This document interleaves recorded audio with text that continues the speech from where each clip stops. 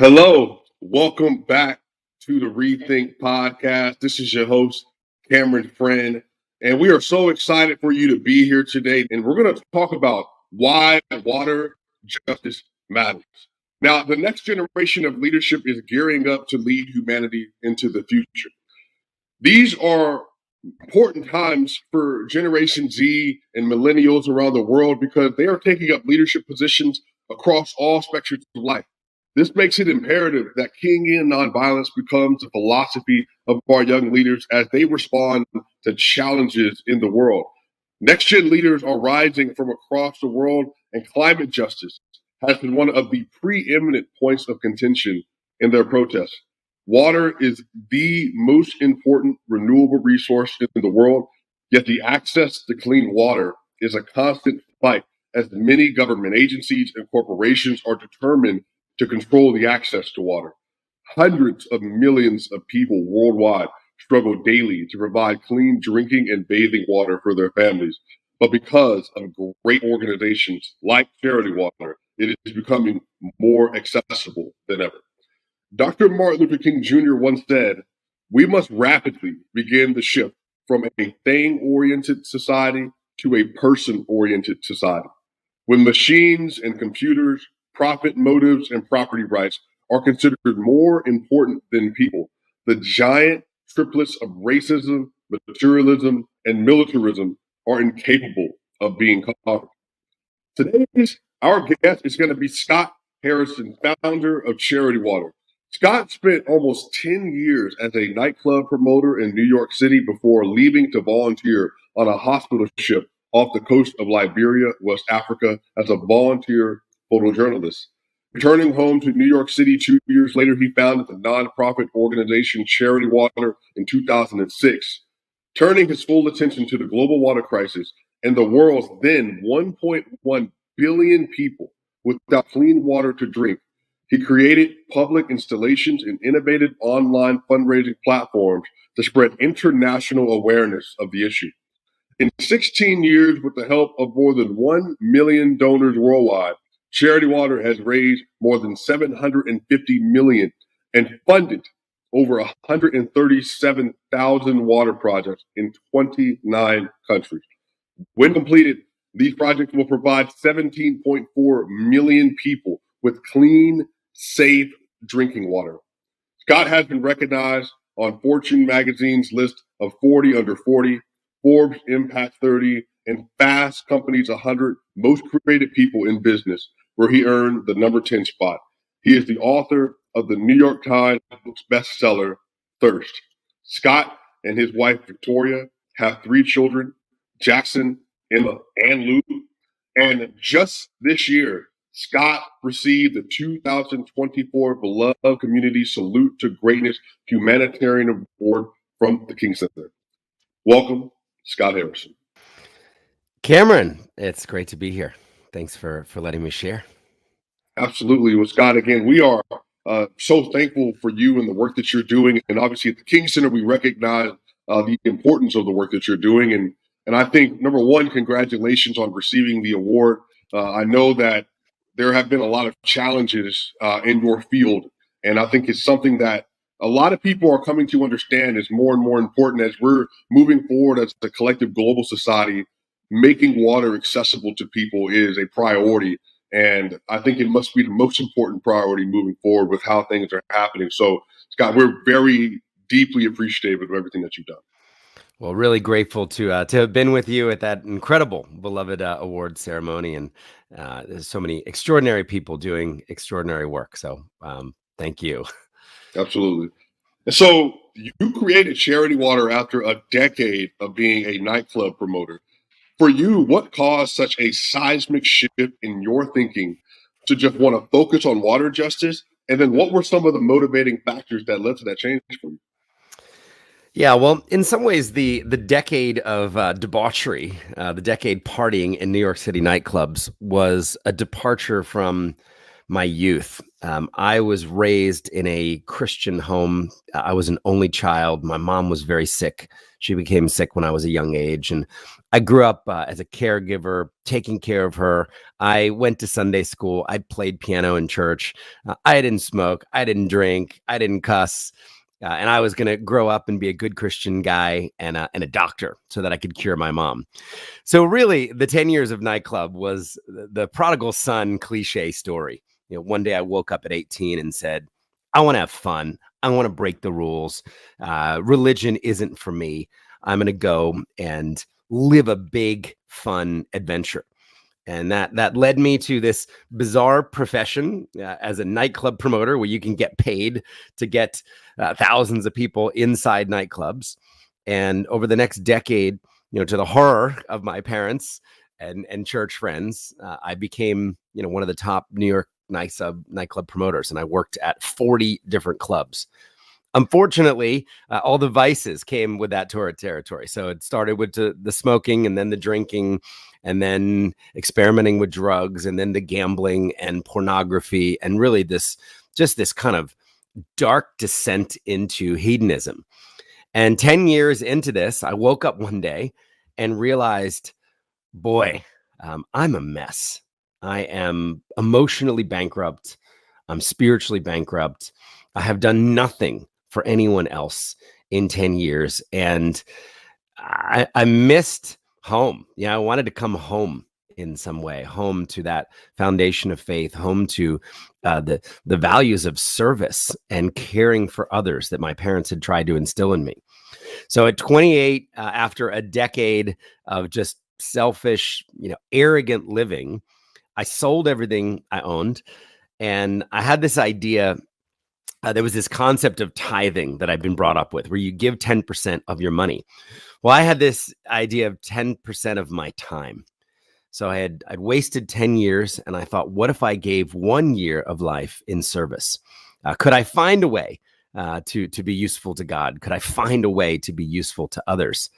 I remember, reading in the book of James, there was this verse that said, true religion is to look after widows and orphans in their distress, and to keep yourself from being polluted. Well, I was 0 for 2. I had done nothing for a widow or orphan or anyone really suffering for 10 years. And not only was I a polluted individual, I was actually polluting others through the clubs and through the parties. So I had this idea, I'm going to tithe one of the 10 years.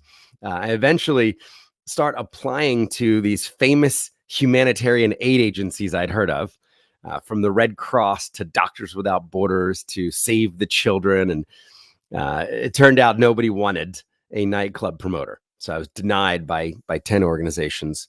But finally, one said yes. I could volunteer with them if I was willing to pay them $500 every month that I volunteered, and if I was willing to go live in post-war Liberia, West Africa. And I said, I'm in. Here's my credit card. You can bill me. And I took this position in West Africa as a photojournalist on a medical mission.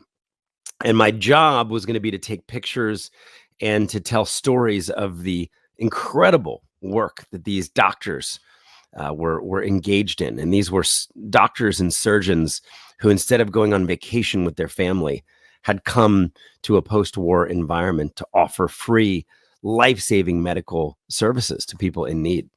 And I fell in love with this community. I fell in love with this idea of being surrounded by people who consider others more important than themselves, and are using their time and their talent sacrificially. And it wound up turning into 2 years. And of all of the things, Cameron, that I saw in that time in Africa, the one thing that struck me the most, the one thing that I just couldn't get out of my mind, was the fact that people were drinking dirty water. And I was living in a country where half of the people were drinking unthinkable water from open swamps, from muddy rivers, children sharing water with cows and with donkeys. And then I learned that half of the disease in the country was because people were drinking bad water, because they didn't have access to sanitation and hygiene. And I came back to New York City 2 years later, with a transformed life and this very clear mission. The one thing I thought I could raise my hand for and work on was a very simple idea. Let's bring clean water to every single person alive on the planet. And at the time, there were 1 billion people living without water.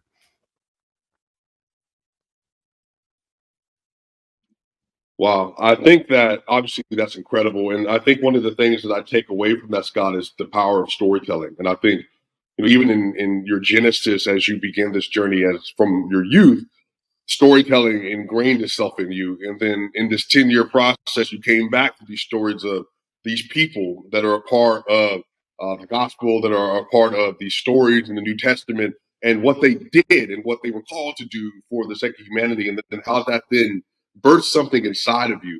And Bishop T.D. Jakes talked about this idea of being pregnant with a purpose.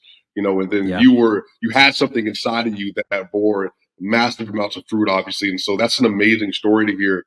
And so since 2006, you've been working to end the global water crisis, and you funded 138,003 water projects, and with 17,490,802 people served in 29 different countries. Ending the global water crisis sounds like a very lofty goal, but a necessary one. So for you, how does the design of charity water make it possible to end the global water crisis? Well, Cameron, I think, in some ways, what I didn't know turned out to work for us. So, imagine me now at the founding moment. I'm 30 years old. I was a club rat for 10 years, sold everything I owned. I come back after 2 years in West Africa serving as a volunteer, and I'm completely broke. But I have, I loved I love that TD Jakes idea, the pregnant with purpose. I remember hearing somebody else say a holy discontent. Like it was just this thing that was not okay on my watch.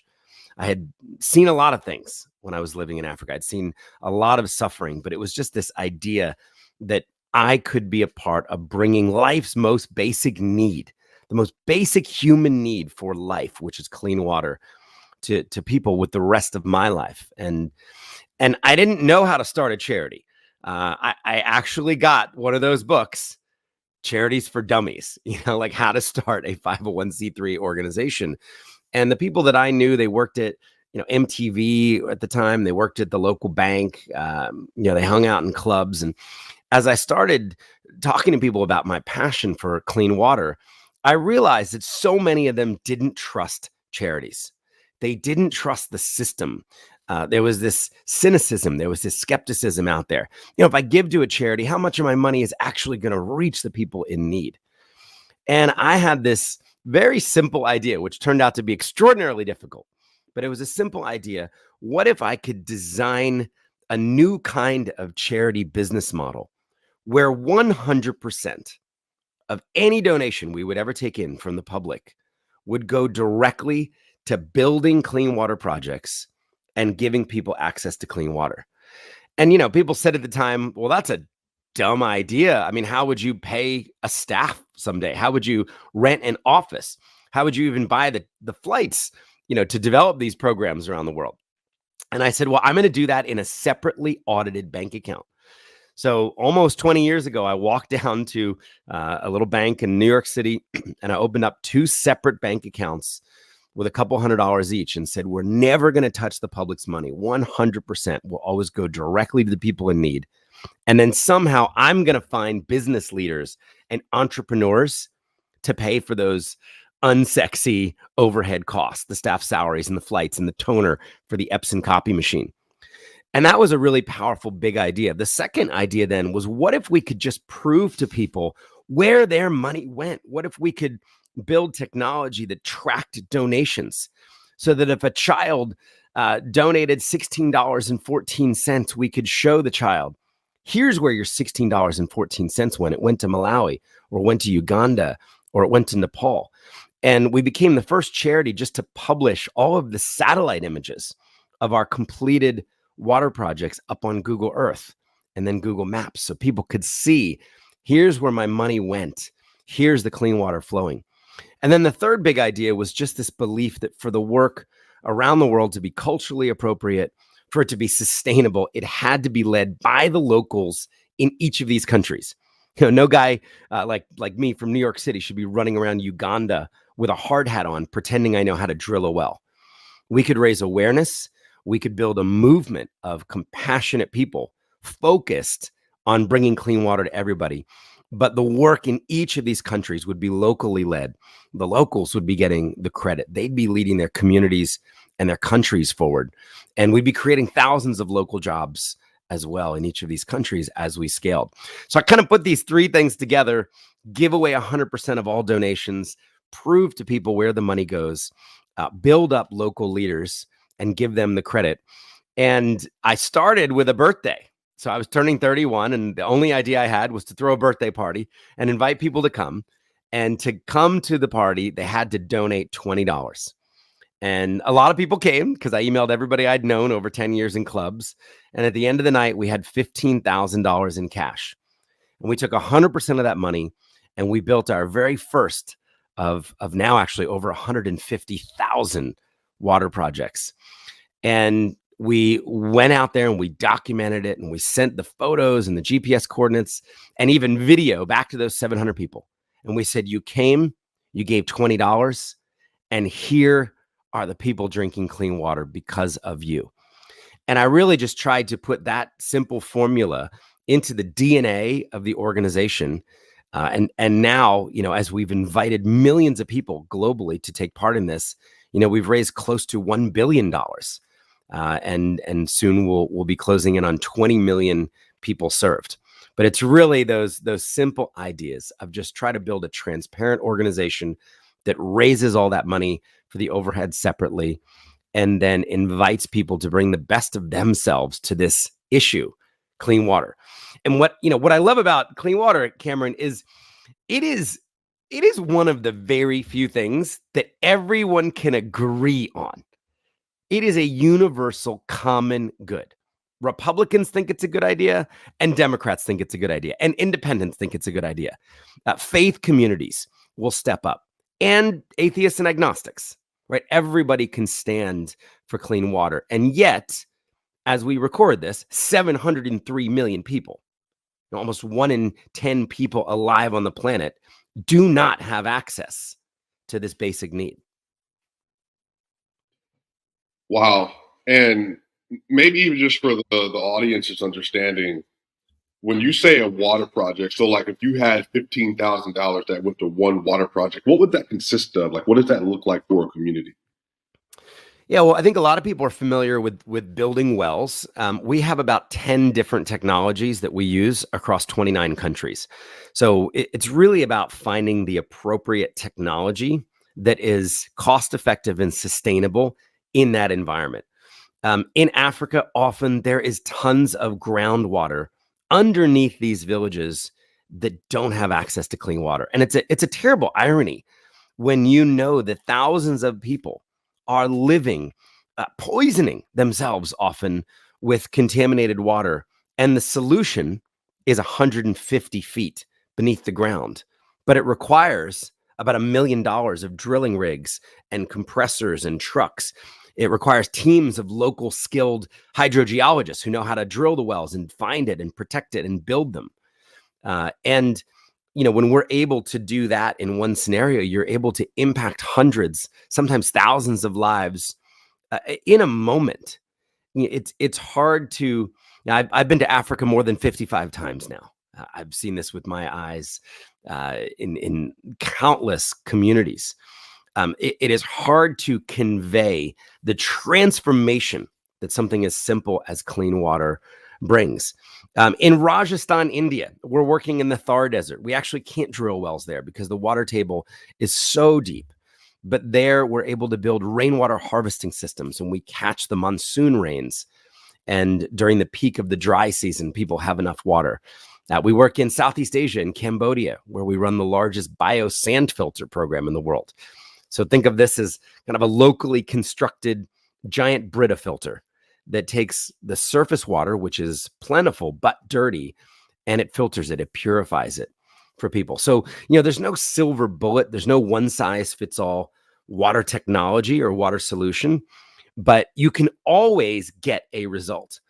It's one of the things that I love. I was just speaking to a bunch of children over the last week, starting as young as 5 years old. And I love telling kids, not a single person is alive on the planet who we don't know how to help. Okay, this isn't like some of these diseases where we're spending billions of dollars hoping to find a cure for Parkinson's or ALS or pancreatic cancer, which eventually took the life of my mom. Doctors had no idea how to help her. We know how to bring every human clean water. Now, we haven't created the will to do this, the global will to do this. We haven't mobilized the resources to do it, but we definitively know how. There's no one in the 703 million people right now who we'd scratch our heads and say, couldn't help them get water. Oh, they're beyond help. So that's what we've really been trying to do with Charity Water over 17 years is, invite people into a problem that really they haven't experienced. And that's probably the biggest challenge. And you mentioned storytelling, and that is such a core component of this. And nobody listening to this podcast, I'm betting, woke up this morning and said, my gosh, I'm just so grateful for the clean water that is coming out of the taps in my home. I'm grateful for the water that I brushed my teeth with, or that came out of my refrigerator, that I took a shower with, or that I used in my toilet, right? I need to do something today about the 700 million people who didn't share that. This is not a problem that most people experience. So it's really having to share stories of what it's like if you were unfortunate enough to have been born in the 10% of the world that doesn't have water. Your life would be so radically, radically different. Scott, there's so much to what you said that really stands out. And one of the parts in particular is that there's always a way to help. There's no community that can go without being helped. And I think the fact that you have so many different ways that you can find methods to provide clean, safe drinking water, it just shows, one, how important this is. Two, that this is something that we should be doing anyway. And I think a lot of this too, Scott, is, you talk about there are communities that we're born into that have access to the privilege of having water that's very accessible. But again, Dr. King has talked about the triple evils of the world: militarism, racism, and poverty. The things that have created these dysfunctionalities in our world are rooted in these triple evils that we have separated ourselves based on class, based on race, ethnicity, based on all of these social constructs. And all this stuff has led us to where we are right now. And the question I have following up for you, you mentioned this, approximately 700 million to 1 billion people, they lack access to clean water. So this has obviously been a major conversation for a number of times now. And, it's because of waste, there's pollution, there's other environmental factors that affect your ability to have access to clean water. But why is it so difficult?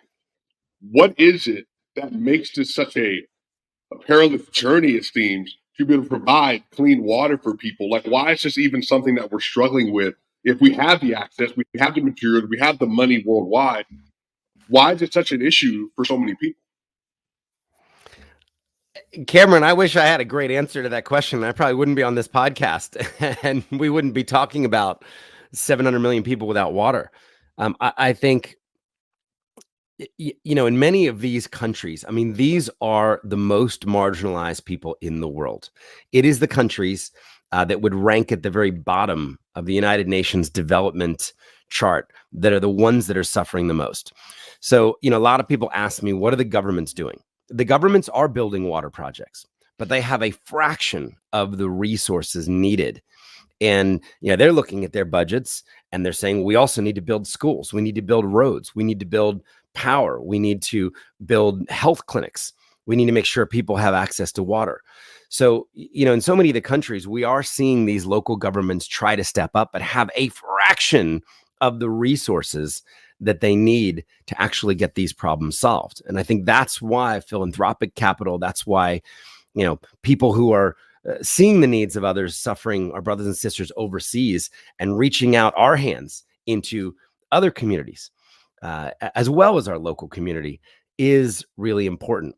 I joke sometimes, and I think that there is a little bit of an irony of Elon Musk looking for water on a planet 140 million miles away.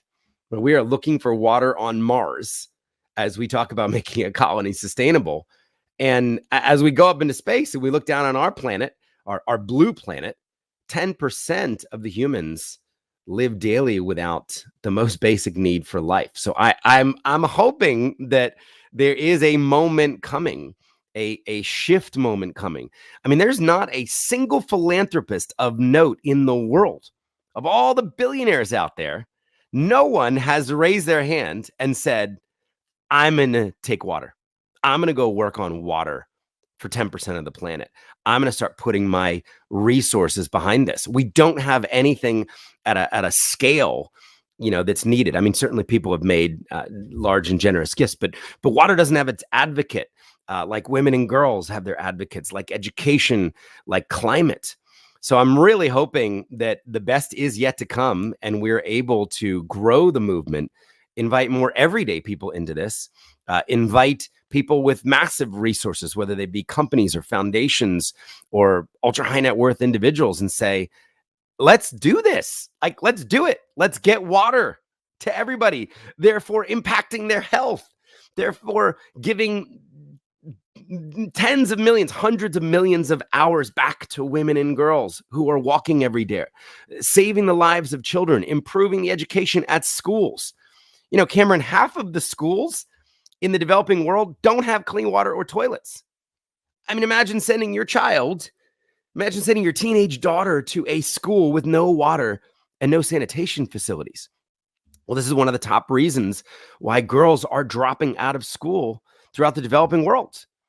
They don't have water at their school, and it's their job culturally to go and get the water. And often the water is far from home. So I'm hopeful. I mean, we've been working at this for 17 years, and I'm hopeful that the best is yet to come, and that we are going to see a tipping point and make a lot more progress. But we are not making the progress that we have said we're going to as a world. I mean, the UN goals, clean water for everyone by 2030. Well, we're in 2024 and we're 700 million people away. We are not going fast enough, and we're not achieving the progress that we need to. Yeah, and there are even examples of there are privately owned water systems in both developed and underdeveloped communities around the world. And this has caused a lot of, I think, a lack of trust from communities with whether it be governments, whether it be corporations. And, even just examples are here in the States where you obviously have what happened with Flint, Michigan, where there's just a fallout of a local governmental system that affects everyone in the community. And yet the community is like, well, where are the answers? Why is this still an issue? Why are we still suffering through this? In Jackson, Mississippi, I mean, you saw probably just a couple years ago when even Deion Sanders had to say something about it with the Jackson State football team. Like, well, why is our systems failing in the United States? And so for you, Scott, are there any policies or even things that are happening at the national level that the public should be aware of to help ensure that their communities or other communities have unmitigated access to clean water? Yeah, we've been focused on the 700 million people who don't have access, living in actually specifically rural communities around the world. There are some organizations that are focused on these domestic issues, and you're right, there are some domestic issues. When Charity Water looked at Flint, what was actually needed was over $1 billion of infrastructure pipe repair. That wasn't something that we had in our kind of specialty area. So we wound up referring our community to a bunch of local organizations who were doing great work in Flint. Said, don't give us any money. Here are a bunch of local organizations who have deep ties with these communities and are finding solutions. There's a group called Dig Deep that is focused on some of these policy issues and some of these issues in America that people could check out. But I think, the theme that I would encourage is, this is a precious resource, is really to heighten the awareness around this thing that, again, so many people take for granted. It's just there. I think it was Benjamin Franklin that said many, many, many years ago. He said, "It's when the well goes dry, it's only then that we realize the value of water." And, Flint is a well going dry. Jackson is a well going dry. 700 million people around the world, their well went dry. They were born into situations where their well went dry. And I think encouraging more people to understand this issue, understanding it in their local communities here, understanding this issue in the global community, and then taking that education and becoming advocates for clean water. Again, I keep saying this, but it is, if you really think about it, it is the most basic building block. It is the number one thing you need for human life. You can go months without food sometimes and days without water. And as I travel around the world, I've been to 72 countries now. And the three words that I hear, most common three words, no matter what country I'm in, no matter what community I'm in the local language, it's water is life. Water is life. People understand this. And what we need to do is to make sure that every human being alive has the clean water that they need for their life. And we're still a far cry away from solving this. So Scott, when you think about yourself personally, and obviously, with Charity Water, what kind of mark do you want to leave as a leader? And how have you chosen to use your life to build the beloved community where you are? And then how do you feel that Dr. Martin Luther King Jr., Mr. Coretta Scott King, the teachings of nonviolence, how do you feel like their work has impacted you in the way that you view your leadership and your gifts to the world? Well, that's a great question. I mean, I think I'm fortunate that I found my way again, because had I died at 28 years old, the only thing you would have written on my tombstone is, "Here lies a selfish man who's gotten a million people wasted." That was the only thing that my life would have stood for. And, 17 years later, I've been blessed with an amazing wife and 3 children. And I got to take my kids to Africa at 6 and 8 years old last year for the first time, and bring them in communities of need, bring them around our local well drillers, and to see the solutions and to see these inspiring local leaders. I really think, what's resonated so much about Dr. Martin Luther King's Jr.'s life and his teachings in the King Center is just, it is the call to service. It is the call to put others before ourselves. It is the call to be constantly asking ourselves the question, how can I help? How can I use my God-given talent, my time, my money? How can I use these things in the service of others, in the service of others in my local community, in the service of the global community? And I'll never forget, somebody sent me this picture of a quote outside a New York City deli almost 20 years ago. And it came from an ancient rabbinic text. And I think this is so in line with the King Center philosophy and so many of these teachings. And the quote said, "Do not be afraid of work with no end." Do not be afraid of work with no end. And I think that if you are trying to pour yourself out for others, if you are trying to constantly put the needs of others first, there is no finish line. There is no drop the mic moment. There's no, I've done enough and now it's time to go be selfish. Now it's go time to, focus on myself. And I think if you can live a life with that intention of being useful, of being a blessing, of service, you're able to look back one day and maybe be almost surprised at what you've been able to accomplish. And 17 million people. I mean, look, on a bad day, my trick is I try to fill stadiums full of people that Charity Water Community has given clean water. So it's about 1,000 Madison Square Gardens now. You'd have to build 1,000 of my local stadium in New York City to contain 18 million people.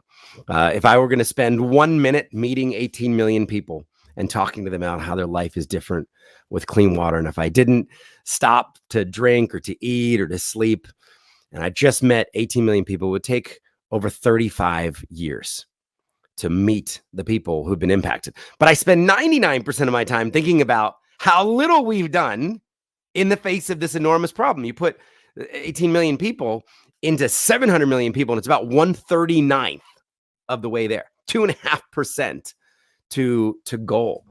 And I think hopefully that ambition to really, we mean it when we say it, to realize a day on earth when no one drinks dirty water, when every man, every woman, every child, regardless of where they were born, has this basic need met. I think it's, hopefully at the end of my life, I get to look back and say, I'm glad that we pursued this, unbelievably audacious goal. Did we get there? I hope. But, even if we didn't, millions and millions, hopefully tens of millions, maybe over 100 million lives will eventually be changed. And I try to teach that to my kids as well. Scott, that is amazing, and I absolutely salute that effort. And I think that is a life well lived. And so I deeply appreciate that.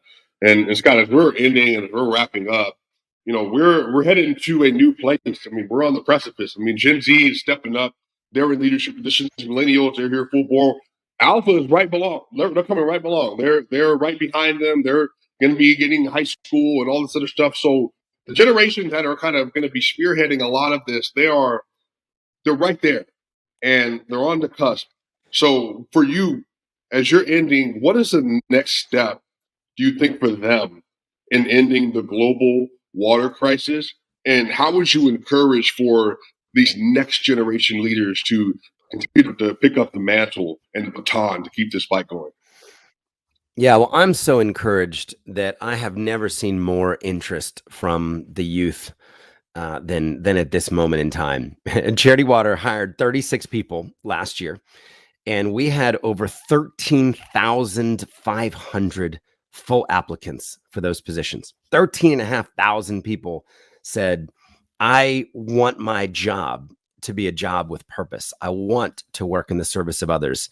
I'm willing to make less money than I would in the corporate world. And I think I'm so encouraged by this.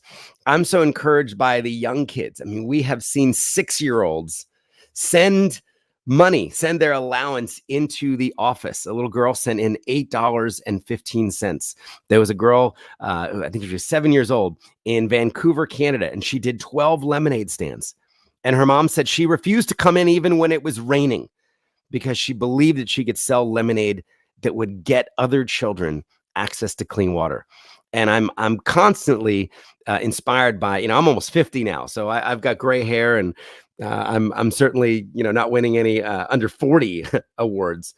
The youth have a passion, they have a creativity, and I would just encourage people to, learn more about these issues, whether it's a justice issue, whether it's a global issue like water, which is also clearly a justice issue.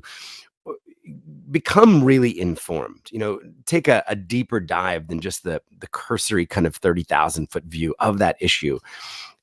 Understand it, learn it, and then go and engage with your time and your talent and your money. And, it's really important for me as well to be a donor to Charity Water. When I wrote the book, I donated the entire book advance, all the proceeds of the book, domestically and internationally. So I can never make a penny of this. And my wife and I have been blessed that we've been able to sponsor many different water projects in communities around the world. And it is a real joy to just these three things: your time and your talent and your money. And if you could put all three of these together in the service of others, and you're really on your way to a life well lived, a life that your kids and your grandkids one day can be proud of. Your time, your talent, and your money. And Scott, thank you so much. You have truly given us so much to think about and given us an opportunity to learn and to dive deeper into something that is of incredible importance for all of us around the globe as global citizens and members of the World House. So thank you so much, Scott. Thanks so much for the opportunity to share. Absolutely. Well, y'all, this is the ReThink podcast. These are the kind of conversations we have. You've been here. You know that. We have more coming up. Scott Harrison, again, Charity Water, just a great organization. If you want to be invested in Charity Water, you can find them on our website. You can go to their website as well, and then you can continue to tap in all the great work they're doing around the world. Make sure y'all are liking, sharing, and subscribing. Make sure you subscribe to this podcast on Spotify and on Apple. Give us 5-star reviews. That way people can learn about all the great things that are happening around the world through the King Center's ReThink podcast. Y'all, we thank you so much for listening, and we will see you next time.